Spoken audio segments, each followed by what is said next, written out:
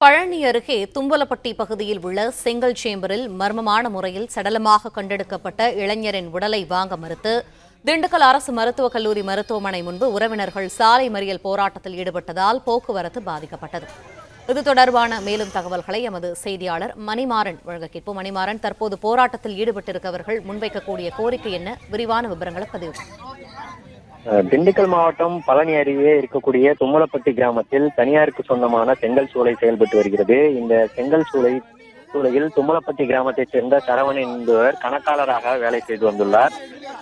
அவர் இந்த நிலையில் நேற்று முன்தினம் இரவு செங்கல் சூளைக்கு சென்று விட்டு வருவதாக வீட்டில் கூறிவிட்டு சென்ற சரவணன் இரவு முழுவதும் வீட்டிற்கு வராத நிலையில் அதிகாலை அவரது குடும்பத்தினருக்கு அவர் செங்கல் சூளையில் இறந்த நிலையில் கிடப்பதாக தகவல் தெரிவிக்கப்பட்டுள்ளது.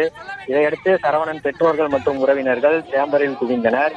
அங்கு சரவணன் காதில் ரத்தம் வழிந்த நிலையில் உயிரிழந்து கிடப்பதாக கூறப்படுகிறது. இது குறித்து தகவல் அறிந்த கீரனூர் போலீசார் சம்பவ இடத்திற்கு விரைந்து விசாரணை நடத்தினர்.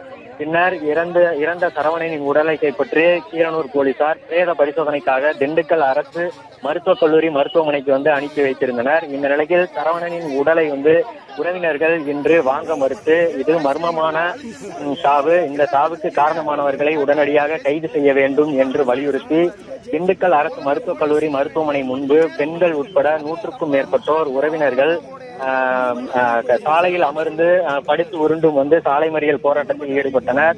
மறியல் போராட்டத்தில் ஈடுபட்டவர்களை சமாதானப்படுத்த வந்த காவல்துறையினரும் வாக்குவாதத்தில் ஈடுபட்டனர். அதனால் அப்பகுதியில் போக்குவரத்து பாதிக்கப்பட்டு சுமார் அரை மணி நேரத்திற்கும் மேலாக போக்குவரத்து பாதிக்கப்பட்டது. தொடர்ந்து நகர் டிஎஸ்பி கார்த்திகேயன் அவர்கள் பேச்சுவார்த்தை நடத்தி தற்போது இந்த மறியலை கைவிட செய்துள்ளனர்.